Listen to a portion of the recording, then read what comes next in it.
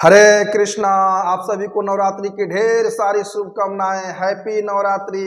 तो आज के वीडियो में हम लोग माँ दुर्गा के बारे में 10 इंटरेस्टिंग फैक्ट्स के बारे में चर्चा करेंगे। शुरू में हम लोग माँ दुर्गा के बारे में बेसिक कंसेप्ट जानेंगे और लास्ट के 4-5 पॉइंट्स में बड़ा ही गूढ़ रहस्य के बारे में चर्चा किया जाएगा। इसलिए आप सबसे मेरा विनम्र निवेदन है कि वीडियो को अंत तक ध्यान पूर्वक जरूर देखें। तो आइए वीडियो की शुरुआत करते हैं।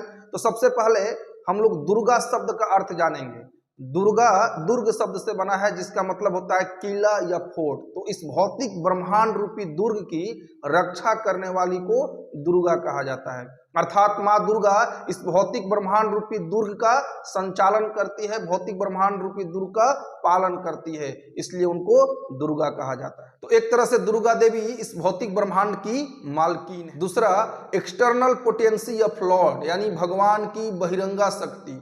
तो परम भगवान श्री कृष्ण की अनंत कोटि शक्तियों में से 3 प्रमुख शक्तियां हैं। प्रथम अंतरंगा शक्ति, जिसे इंटरनल पोटेंसी कहते हैं, जो कि राधा रानी है और वो भगवान के स्पिरिचुअल वर्ल्ड यानी कि आध्यात्मिक संसार का मैनेजमेंट देखती हैं। दूसरी शक्ति है बहिरंगा शक्ति या एक्सटर्नल पोटेंसी, जो कि ये भौतिक प्रकृति या दुर्गा देवी हैं, जो कि इस भौतिक ब्रह्मांड के भौतिक संसार का कार्यभार देखती हैं, भौतिक संसार का संचालन करती हैं, इसका मैनेजमेंट देखती हैं। और तीसरी शक्ति है तटस्थता शक्ति, हम जीव भगवान की तटस्थता शक्ति हैं। तो दुर्गा देवी भगवान की बहिरंगा शक्ति हैं, जिन्हें भौतिक प्रकृति भी कहा जाता है, महामाया भी कहा जाता है, या फिर माया देवी के नाम से भी जाना जाता है। तीसरा, माँ दुर्गा के 9 रूप। तो नवरात्रि के 9 दिनों में माँ दुर्गा अपने अलग अलग 9 रूपों में प्रकट होती हैं। पहले दिन में माता शैलपुत्री के रूप में प्रकट होती है, दूसरे दिन माता ब्रह्मचारिणी के रूप में प्रकट होती हैं, तीसरे दिन माता चंद्रघंटा के रूप में प्रकट होती हैं, चौथे दिन माता कुष्मांडा के रूप में प्रकट होती हैं, 5वें दिन स्कंद माता के रूप में प्रकट होती हैं, 6वें दिन माता कात्यायनी के रूप में प्रकट होती हैं, 7वें दिन माता कालरात्रि के रूप में प्रकट होती हैं, 8वें दिन माता महागौरी के रूप में प्रकट होती हैं और 9वें दिन माता सिद्धिदात्री के रूप में प्रकट होती हैं। तो ये माँ दुर्गा के 9 रूप हैं, जो कि अलग अलग नवरात्रि के 9 दिनों में प्रकट हो। चौथा पॉइंट है माँ दुर्गा के विभिन्न नाम। तो श्रीमद् भागवतम के 10वें स्कंद में माँ दुर्गा के कई सारे नामों का उल्लेख है, जैसे दुर्गा, भद्रकाली, भद्रा, विजया, वैष्णवी, कुमुदा, चंडिका, कृष्णा, माधवी, नारायणी, कन्यका, ईशानी, माया, शारदा, अंबिका, जगदम्बा, अन्नपूर्णा, मुंबा देवी, इन कई सारे नामों से माँ दुर्गा को हम सब पुकारते। 5वां पॉइंट है माँ दुर्गा के भक्त। तो माँ दुर्गा के भक्तों को शाक्त कहा जाता है, यानी कि जो शक्ति के उपासक होते हैं, जो भगवान की शक्ति की उपासना करते हैं, और भगवान के भक्तों को वैष्णव कहा जाता है। तो इस संसार में भगवान के भक्तों से भी ज्यादा संख्या है माता रानी के भक्तों की। क्यों? क्योंकि संसार के ज्यादातर लोग क्या चाहते हैं? भौतिक सुख सुविधाएं चाहते हैं, इसलिए वो माता रानी के शरण में जाते हैं ताकि उन्हें भौतिक सुख सुविधाएं प्राप्त हो सके। बहुत कम लोग हैं जो इस भौतिक संसार रूपी जेल से मुक्ति चाहते हैं, यहाँ के कष्टों से परमानेंट छुटकारा पाना चाहते हैं और भगवान के शाश्वत धाम जाना चाहते हैं। वो फिर भगवान की भक्ति करते हैं, जिन्हें वैष्णव कहते हैं। 6ठा पॉइंट है जगत माता।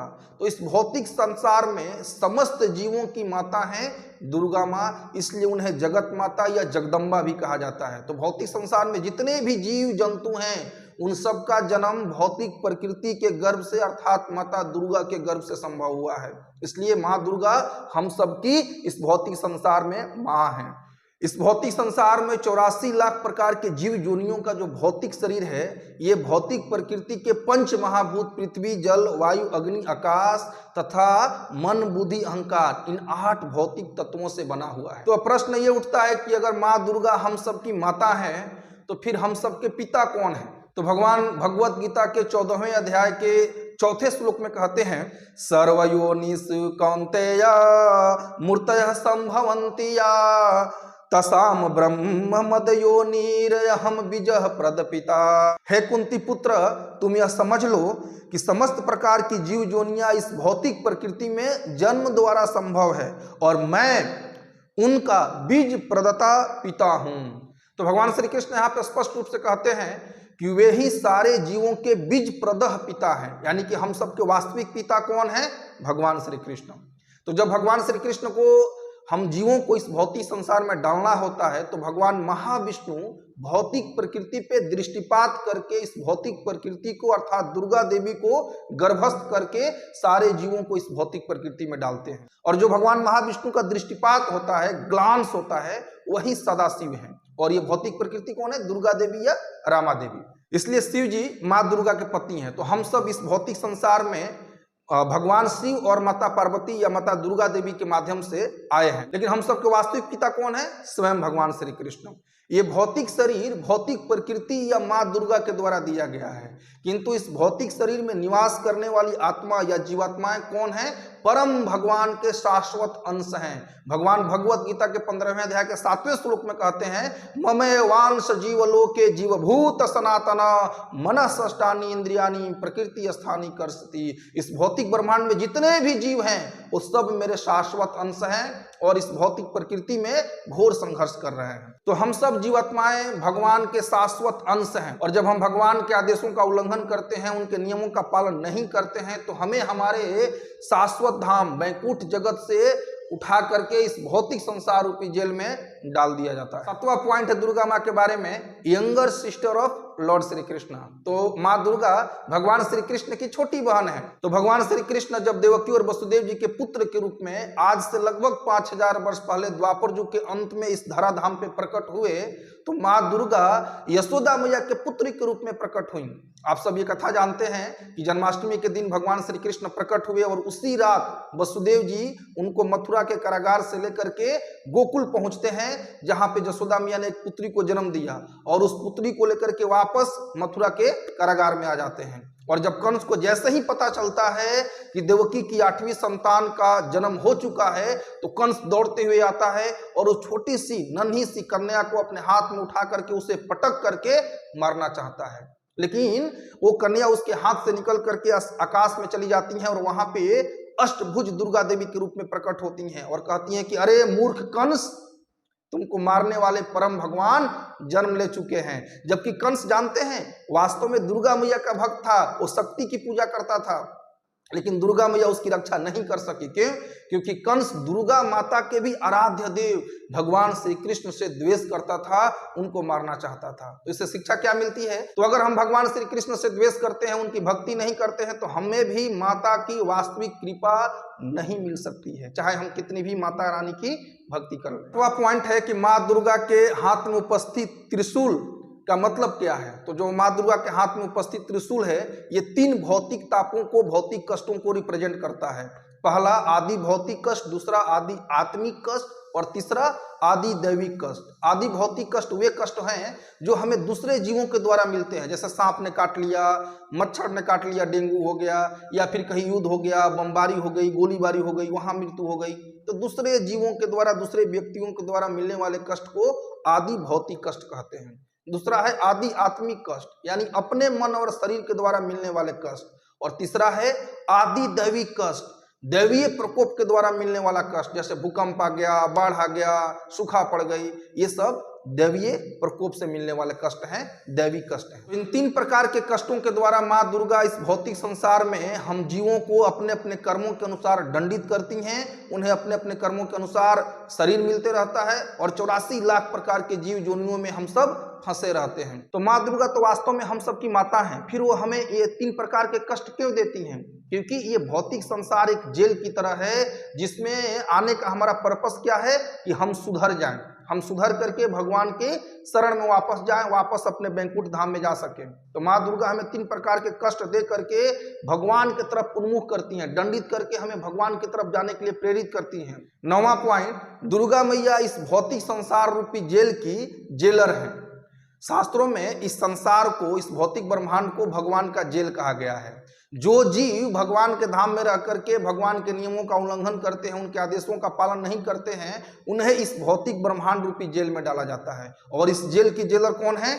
दुर्गा मैया। जिस प्रकार से जेल का जो मकसद है, जो पर्पस है, वो है कैदियों को सुधारना, उसी प्रकार से दुर्गा देवी इस भौतिक संसार में जीवों को 3 प्रकार के कष्टों, आदि दैविक, आदि भौतिक और आदि आत्मिक कष्टों को दे करके उन्हें सुधारती हैं, दंडित करती हैं और भगवान के तरफ उन्मुख होने के लिए, भगवान की शरण ग्रहण करने के लिए उन्हें प्रेरित करती है। और जब कोई जीव जैसे ही भगवान कृष्ण की भक्ति करना शुरू कर देता है, वैसे ही दुर्गा देवी उसे अपने भौतिक बंधन से मुक्त कर देती है और वो जीव भगवान की अंतरंगा शक्ति यानी कि जोग माया ही राधा रानी के अंडर में चला जाता है। तो दुर्गा माँ भगवान की बहिरंगा शक्ति हैं और निस्वार्थ भाव से भगवान की सेवा करती हैं इन जीवों को सुधार करके। भगवान भगवत गीता के 9वें अध्याय के 10वें श्लोक में कहते हैं, मय्याध्यक्षेण प्रकृति सूयते सचराचरम हेतु नानेन कौन्तेय जगद्वी परिवर्तते। तो भगवान श्री कृष्ण कहते हैं, हे कुंती पुत्र, यह भौतिक शक्ति मेरी शक्तियों में से एक है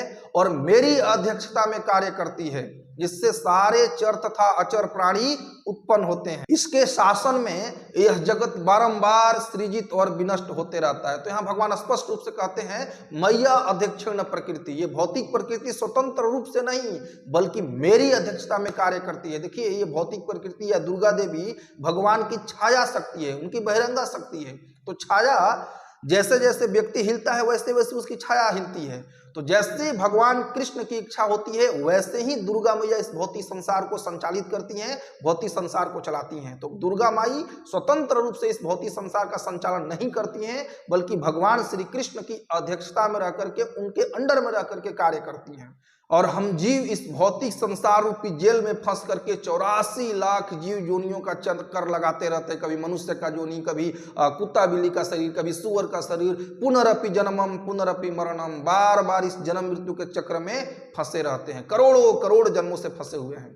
तो क्या कोई उपाय है जिससे हम इस भौतिक जेल से बाहर निकल सके, इस भौतिक बंधन से बाहर निकल सके? तो भगवान भगवत गीता के 7वें अध्याय के 14वें श्लोक में कहते हैं, दैवी ही ऐसा गुणमयी मम माया दुरतया मामे वजे प्रपदंते माया में ताम तरंती ते। भगवान कहते हैं कि हे अर्जुन, ये 3 गुणों वाली जो दैवी शक्ति है, जो भौतिक प्रकृति है, ये दुरत्या है, यानी कि इसको पार कर पाना, इसके चंगुल से बाहर निकल पाना लगभग असंभव है।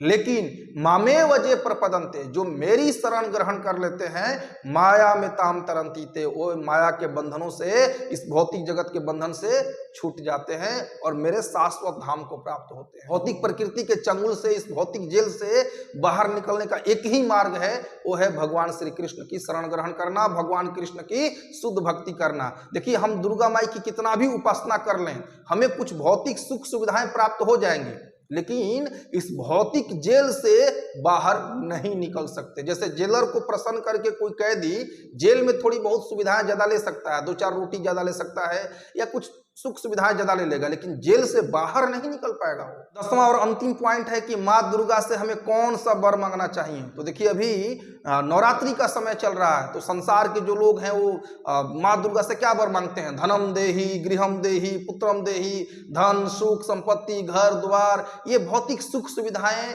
मांगने के लिए दुर्गा माई की उपासना करते हैं, दुर्गा माई की पूजा करते हैं। लेकिन ये भौतिक सुख सुविधाएं क्षणिक हैं, इन्हें प्राप्त करके भी हमें इसी भौतिक जेल में फंसे रहना पड़ेगा, 84 लाख दुनियों में चक्कर लगाते रहना पड़ेगा। तो माँ दुर्गा से हमें इस जेल से बाहर निकलने का वरदान मांगना चाहिए। माँ दुर्गा से हमें प्रार्थना करनी चाहिए कि हे माते, आप हमारी सहायता कीजिए, जिससे हम भगवान श्री कृष्ण की शरण ग्रहण कर सकें, उनकी शुद्ध भक्ति कर सके और इस भौतिक जेल से बाहर निकल करके अपने शाश्वत धाम भगवत धाम को जा सके। और जब कोई माँ दुर्गा से भगवान श्री कृष्ण की शुद्ध भक्ति का वरदान मांगता है तो माता बहुत प्रसन्न हो जाती हैं। जैसे श्रीमद् भागवतम में वर्णन आता है 10वें स्कंद में कि जो ब्रज की कुंवारी गोपियां थी, उन सबने माता कात्यायनी का कठोर व्रत का पालन किया था शरद ऋतु में भगवान श्री कृष्ण को प्राप्त करने के लिए, और माता प्रसन्न होकर के उनको वरदान दी थी।